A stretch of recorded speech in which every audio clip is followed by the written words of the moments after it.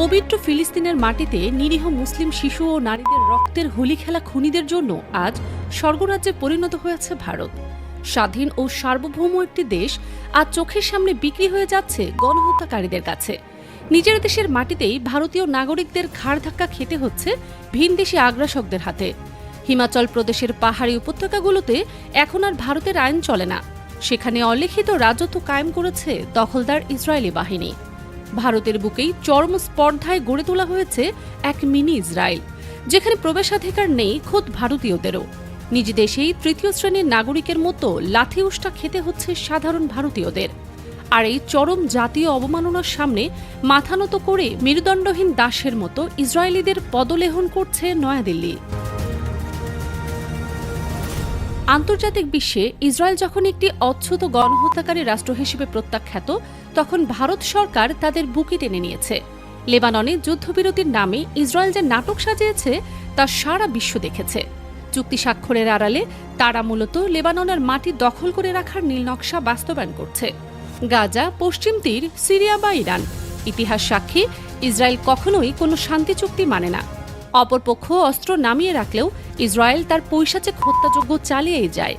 আজ যখন খোদ আমেরিকাও অভ্যন্তরীণ চাপে ইসরায়েলের এই রক্তাক্ত রাজনীতি থেকে নিজেদের কিছুটা আড়াল করার চেষ্টা করছে, স্পেন বা ফ্রান্সের মতো দেশগুলো যখন ফিলিস্তিনিকে স্বীকৃতি দিচ্ছে, তখন নরেন্দ্র মোদীর নেতৃত্বাধীন ভারত সরকার ইসরায়েলের অন্ধ পাহারাদার হয়ে দাঁড়িয়েছে।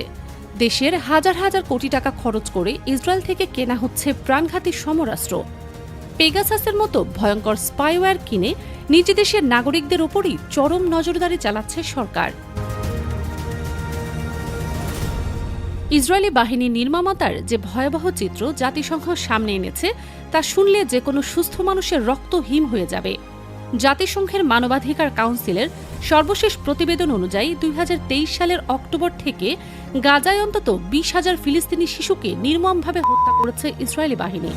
আহত ও চিরতরে বিকলাঙ্গ হয়েছে আরও 44,000 শিশু। ধ্বংসস্তূপের নিচে পিষ্ট হয়ে মাংসপিণ্ডে পরিণত হওয়া হাজার হাজার শিশুর হিসাব এই পরিসংখ্যানে আসেনি। এটা কোনো বিচ্ছিন্ন মৃত্যু নয়, এটি একটি সুপরিকল্পিত জেনোসাইড।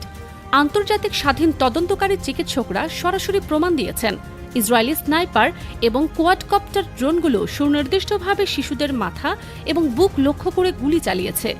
একটি পরিবারের প্রাপ্তবয়স্কদের ছেড়ে দিয়ে শুধুমাত্র শিশুদের বেছে বেছে হত্যা করা হয়েছে, যেন ফিলিস্তিনিদের আগামী প্রজন্ম অঙ্কুরেই বিনাশ হয়ে যায়। নুসাইরাত শরণার্থী শিবিরে মায়ের কোলে থাকা মাত্র 10 দিনের এক নবজাতকের মাথায় সরাসরি ড্রোন থেকে গুলি চালিয়েছে ইসরায়েলি সেনারা। শিশুটি বেঁচে গেলেও তার মস্তিষ্ক চিরতরে অকেজো হয়ে গেছে। খান ইউনিস ক্যাম্পে খাবার খেতে আসা 4 বছরের এক অবুঝ কন্যা শিশুকে একইভাবে টার্গেট করে গুলি করে পঙ্গু করে দেয়া হয়েছে। ইসরায়েলের শীর্ষ পর্যায় থেকে শুরু করে সেনাবাহিনীদের প্রতিটি সদস্যের মগজে এই বিষাক্ত উগ্রবাদ ঢুকিয়ে দেওয়া হয়েছে যে গাজার প্রতিটি শিশুই ভবিষ্যৎ সন্ত্রাসী। খোদ ইসরায়েলি তথ্যচিত্রে এক সেনা স্বীকার করেছে কিভাবে সে 16 বছরের এক নিরস্ত্র ফিলিস্তিনি কিশোরকে খুন করেছে এবং তার কমান্ডার তাকে এর জন্য পিঠ চাপড়ে বাহবা দিয়েছে। ফিলিস্তিনের 97% স্কুল আজ মাটির সাথে মিশিয়ে দেয়া হয়েছে।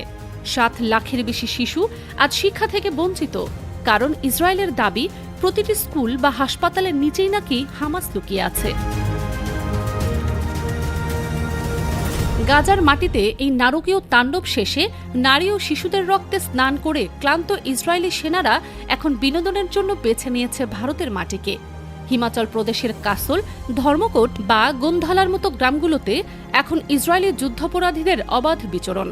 ইতান গিলবোয়া নামের এক ইসরায়েলি রিজার্ভিস্ট সেনা, যে গাজায় একের পর এক আবাসিক ভবন বোমা মেরে উড়িয়ে দেওয়ার ভিডিও সামাজিক যোগাযোগ মাধ্যমে উল্লাসের সাথে প্রচার করেছিল, সে নির্বিঘ্নে ছুটি কাটাতে চলে আসে হিমাচলে। বেলজিয়াম ভিত্তিক হিন্দ রাজা ফাউন্ডেশন যখন নিখুঁতভাবে এই যুদ্ধাপরাধীদের ট্র্যাক করে এবং এক ভারতীয় আইনজীবীর মাধ্যমে হিমাচল পুলিশের কাছে অভিযোগ দায়ের করে, তখন ভারতের আসল চেহারা উন্মোচিত হয়।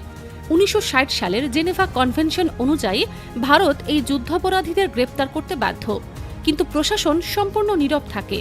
খুনিকে গ্রেপ্তার তো দূরের কথা, তাকে ভিআইপি প্রোটোকল দিয়ে নিরাপদে ইসরায়েলে ফেরত পাঠানো হয়। অথচ এই একই ধরনের অভিযোগ পেয়ে কানাডা বা বেলজিয়াম প্রশাসন ইসরায়েলি সেনাদের বিরুদ্ধে তাৎক্ষণিক আইনি ব্যবস্থা নিয়েছে। ভারত সরকার আজ ইসরায়েলি বাহিনীর জন্য বিশ্বের সবচেয়ে নিরাপদ অভয়াশ্রম তৈরি করে দিয়েছে। আর এর চরম মূল্য চোকাচ্ছে ভারতের সাধারণ জনগণ। হিমাচলের পাহাড়ি অঞ্চলে এমন অসংখ্য রেস্তোরাঁ ও ক্যাফে গুজিয়ে উঠেছে যেখানে সাইনবোর্ড ঝুলিয়ে দেওয়া হয়েছে ভারতীয়দের প্রবেশ সম্পূর্ণ নিষেধ। মেনু কার্ডগুলো হিব্রু ভাষায় লেখা। একই রেস্তোরাঁয় কোনো ভারতীয় ভুল করে ঢুকে পড়লে তাকে ঘণ্টার পর ঘণ্টা বসিয়ে রেখে প্রথমে ইসরায়েলি পর্যটকদের খাবার পরিবেশন করা হচ্ছে। নিজেদের মাটিতে দাঁড়িয়ে ভিনদেশীদের এই ঔদ্ধত্য এবং ঘৃণ্য বর্ণবাদী বৈষম্য নীরবে হজম করতে বাধ্য হচ্ছে ভারতীয়রা। কোসালের গভীর জঙ্গলে ইসরায়েলি সেনারা প্রকাশ্যে ড্রাগস নিচ্ছে, উদ্দাম রেভ পার্টি করছে, আর পুলিশ সেখানে পাহারাদারের কাজ করছে। পরিস্থিতি এতটাই নিয়ন্ত্রণের বাইরে চলে গেছে যে হিমাচল প্রদেশ হাইকোর্টকে স্বপ্রণোদিত হয়ে এই রেভ পার্টিগুলোর বিরুদ্ধে স্পট ইন্সপেকশনের নির্দেশ দিতে হয়েছে। ইসরায়েলের সাথে ভারতের এই মাখামাখি শুধু পর্যটন বা অস্ত্রের ব্যবসাতেই সীমাবদ্ধ নেই, এটি ভারতের বৈদেশিক নীতির কফিনে শেষ পেরেক ঠুকে দিয়েছে। গত ফেব্রুয়ারিতে নরেন্দ্র মোদী যখন ইসরায়েল সফরে গিয়ে দেশটিকে তার ফাদারল্যান্ড বা পিতৃভূমি হিসেবে আখ্যায়িত করেন, ঠিক তার 3 দিনের মাথায় ইসরায়েল ভারতের দীর্ঘদিনের মিত্র ইরানের ওপর ইতিহাসের অন্যতম ভয়াবহ হামলা চালায়। ইরানের সুপ্রিম লিডার সহ 40 জন শীর্ষ কমান্ডারকে হত্যা করা হয়। এত বড় আন্তর্জাতিক হত্যাকাণ্ডের পরও নয়াদিল্লির মুখ দিয়ে একটি প্রতিবাদী শব্দ বের হয়নি।